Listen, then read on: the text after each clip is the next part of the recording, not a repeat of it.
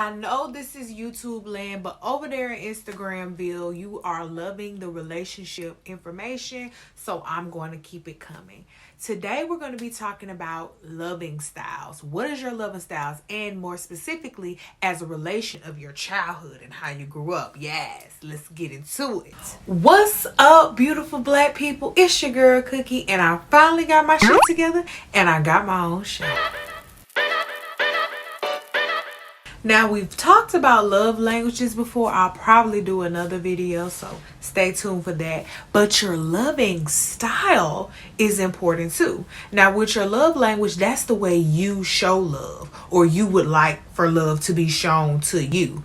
But your loving style shows who you are in your relationship. Now, the first on the list is the pleaser. You probably were the good kid growing up. You didn't give your parents any pushback. You weren't much of the rebellious type. Now, your parents, on the other hand, they were probably stressed, little overprotective, real critical, paid attention to small details.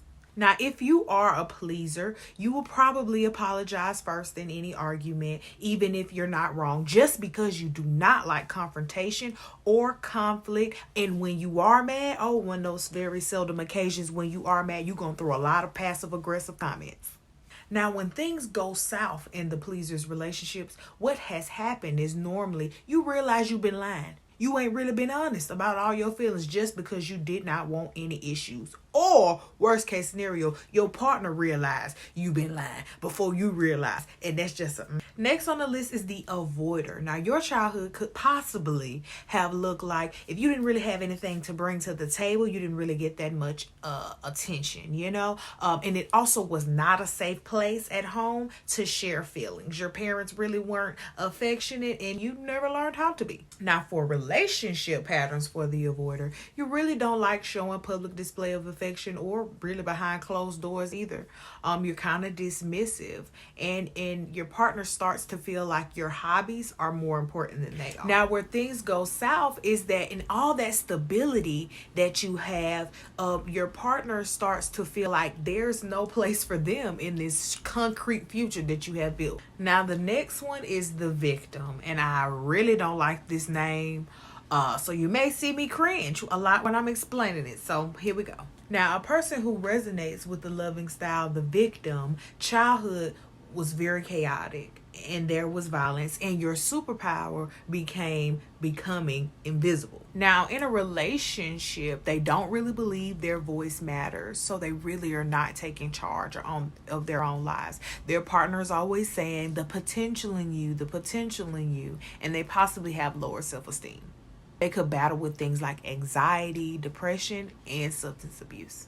Things go south when one partner is left making all the decisions. That can become very overwhelming. And then the other partner is left making no decisions, and that can leave one feeling stuck or oppressed. Next is the controller. And in the controller situation, your childhood could have felt like you weren't protected 100% by your parents. They did not give you all the attention that you deserved. And in that sense, you turn inward, and now you only trust yourself.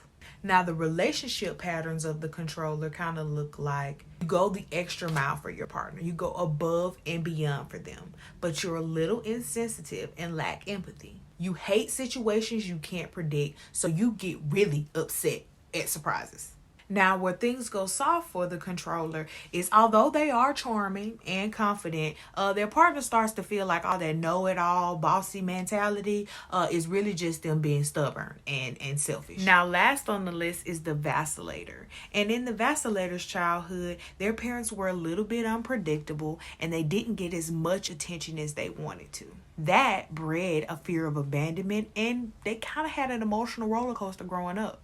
Now, as for relationship patterns, one could say they are a little clingy. They were loyal since day one. Consistency is key here. Now, where things go south in this situation is although they are passionate as fuck, when reality hits, their partner will not be able to maintain the high ass standards that the felicitator normally has. And they're normally very sensitive, and their partner has to walk on eggshells around them so that they won't upset them. Now, I had to be a little bit serious with this one, you guys. I couldn't put in as many jokes as I would like to because this was some serious stuff. Like, a lot of this stuff was talking about your childhood, and I don't want y'all to think that y'all childhood is a joke because it's serious and it's not. And we got to heal our inner child so we can be the best adults that we can be. So, you know, you might got to watch this video again. You might got to watch it in the middle of the night so you can really dig deep and see what's really real. But whatever you got to do, I'm here for it. See what's going on so you can be the best you can be. Now, it's your girl, Cookie. It's been Cook's Crumble. I'm only giving you options because what? Because options give you freedom. Yes, I'll see you next week.